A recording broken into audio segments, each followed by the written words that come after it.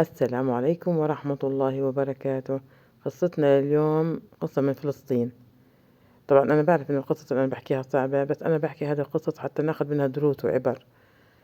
بعرف إنها صعبة كتير والله، وهذه القصة كمان من القصص الصعبة. طبعا هاي القصة صارت في قرية الجش. وين هذه موجودة قرية الجش؟ موجودة بجمال فلسطين المحتلة سنة 2017، في قرية صغيرة وهادية اللي هي قرية الجش. الناس فيها الكل بيعرف التاني، والكل جيران وقرايب.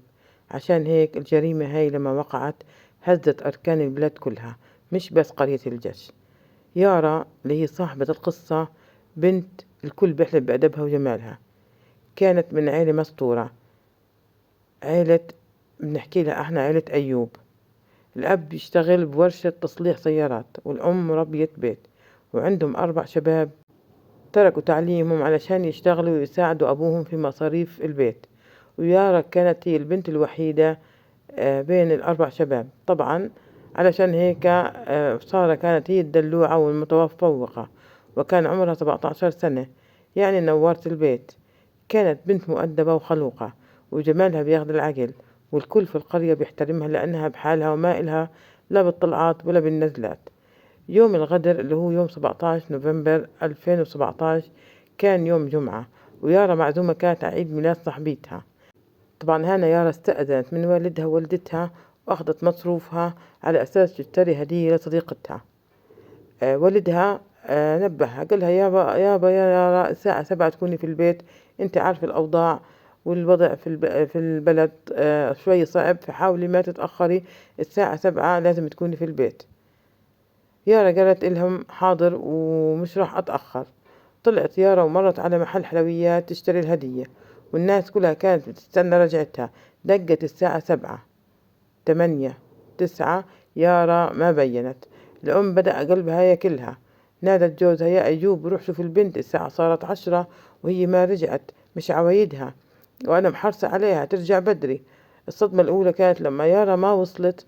راح الأب على بيت صاحبة العيد الميلاد، لقى البنات لسه هناك وبيحتفلوا بعيد الميلاد. سألهم وين يارا، وكان الرد اللي نزل على أيوب زي الصاعقة: يا عمي يارا ما أجت اليوم أصلا ولا شفناها. الأب انصدم: كيف ما أجت؟ أمها أعطتها مصاري وطلعت من البيت مخصوص عشانكم. هنا يعني بدأت حالة الاستنفار. الأب والشباب إخوانها ال4 والجيران والشرطة الكل صاروا يبحثوا في قرية الجش، حارة حارة وزنقة زنقة، ودقوا كل أبواب الحارة وسألوا كل الصحبات. يارا كأنها فص ملح وداب. الشرطة صارت تسأل الأهل: في مشاكل بينكم وبين أي حد؟ هل يارا في مشاكل بينها وبين أي بنت؟ هل يارا هربت من البيت؟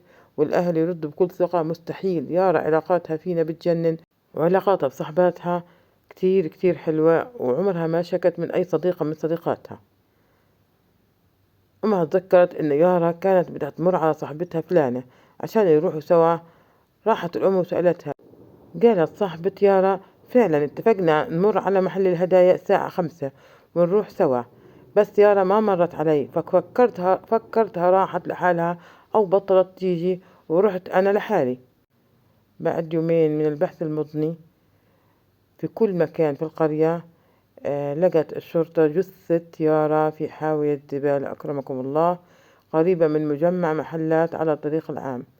الجثة كانت لصبية بحدود 17 سنة، بس الصدمة الأكبر كان الراس مفصول ومحطوط بكيس بلاستيك لحاله في الحاوية، والجثة عليها طعنات كثيرة في الصدر ومتحللة شوي.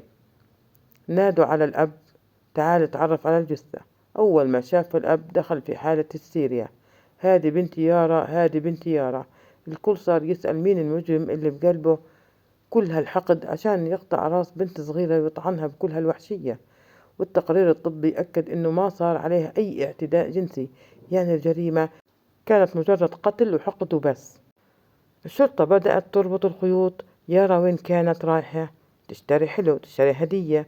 شوفي محلات قريبة من بيتها، ما في غير محل واحد لشاب اسمه حمودة للمعجنات والحلويات. والمصادفة إنه الحاوية اللي لقوا فيها الجثة كانت قريبة جدا من محل حمودة. راحوا للمحل لقوه مسكر. سألوا عن صاحب اللي هو محمد أبو زينب. قالوا الناس مسكر إله يومين ورايح يزور خطيبته في قرية تانية. الشرطة استنته لما رجعوا مسكوه، قاعد يمثل دور يا ساتر يا انقتلت والله ما بعرف أنا كنت عند خطيبتي. الشرطة سألت محمد يوم الجمعة كنت بالمحل؟ رد محمد كنت لحالي والعمال إجازة، بس يارا ما مرت علي بالمرة. طبعا الشرطة ما صدقت تمثيله، راحوا فحصوا كاميرات المحلات اللي حوالين الحاوية، لقوا يارا وهي ماشية باتجاه محل محمد، وبعدها اختفت عن الكاميرا. بس لاحظوا شيء غريب في سيارة بيضاء كانت بتلفلف حول بيت يارا وحول محل الحلويات في وقت الجريمة. جابوا رقم السيارة وطلعت لشاب اسمه علي من القرية اللي جنبهم. مسكوا علي، قال أنا ما دخلني، أنا ما رحت على الجس يوم الجمعة. واجهوه بالفيديو وهانا انهار بسرعة واعترف، قال السيارة فعلا إلي بس مش أنا اللي كنت بسوقها. يوم الجمعة والسبت اللي أخدها مني هو ابن خالتي محمد أبو زينب. هانا علي حكى كل إشي. محمد اتصل علي في يوم الجمعة المغرب وقال لي عندي مصيبة، رحت لقيته قاتل يارا بالمحل، خفت وما رضيت أساعده بس أعطيته سيارتي. هو حمل الجثة بكيس والراس بكيس وحطهم بشنطة السيارة. حاولنا نطلع برا القرية بس الدنيا كانت قايمة قاعدة والناس بتفتش في كل مكان، فخفنا وارتعبنا ورجعنا للمحل. وقرر محمد يرميها بأقرب حاوية زبالة عشان يخلص منها، وبعدين نصحته يهرب لعندي عشان يبعد عن الأنظار. محمد أبو زينب لما انحشر بدأ يطلع أقذر ما عنده. في البداية كذب وقال بيني وبينها علاقة حب وكانت تبتزني وبدي أتخلص منها.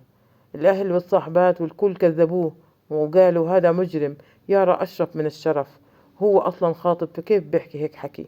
بعدين اعترف بالحقيقة المرة، أنا كنت حاطط عيني عليها من زمان ومعجب فيها بس هي كانت تصدني وما تعطيني أي وجه.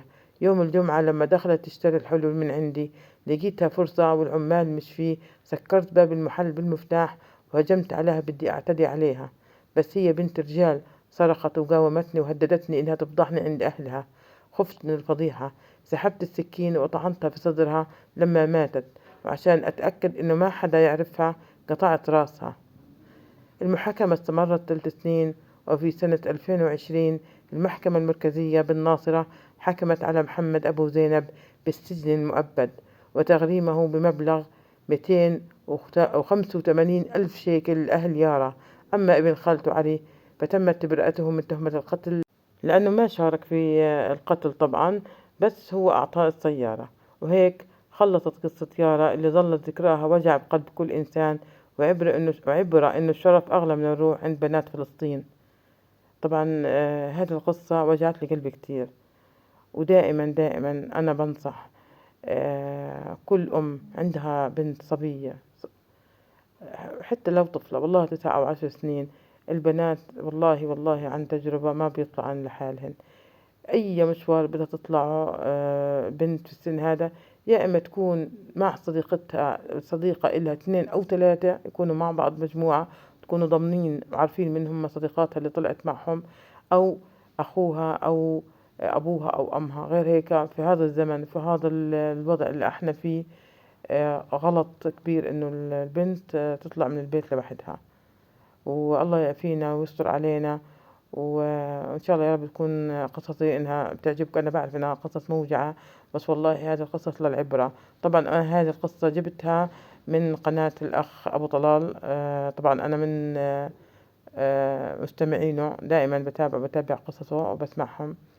فالقصة اللي بحسها يعني ممكن إنه ناخذ منها عبرة ودروس، خاصة الصبايا البنات الصغار يا ريت يكونوا بيسمعوني وينتبهوا لهذه الشغلات. الذئاب البشرية في الدنيا صاروا كتير كتير كتير. الله يحفظكم ويستركم دنيا وآخرة إن شاء الله بإذن الله تعالى. دمتم بحفظ الله ورعايته، مع السلامة.